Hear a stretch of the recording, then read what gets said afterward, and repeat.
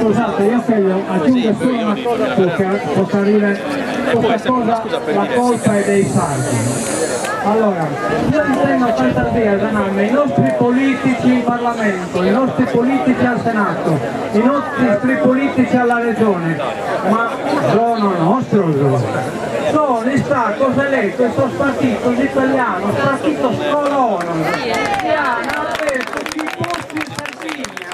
sono i no che a rappresentare non sul sardo, ma sull'interesse di un altro locco,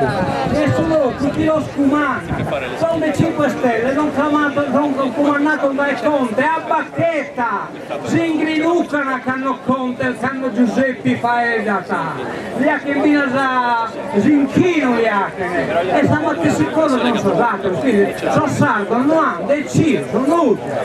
hanno deciso in consiglio comunale dell'Oili, sono rappresentanti del partito italiano, PD, 5 Stelle, Fratelli d'Italia, Fratelli di Londra, eccetera, eccetera, non bisogna sardo, che sono protetto da una legge elettorale blindata, non è possibile eleggere sardo, che ha fatto una legge elettorale blindata,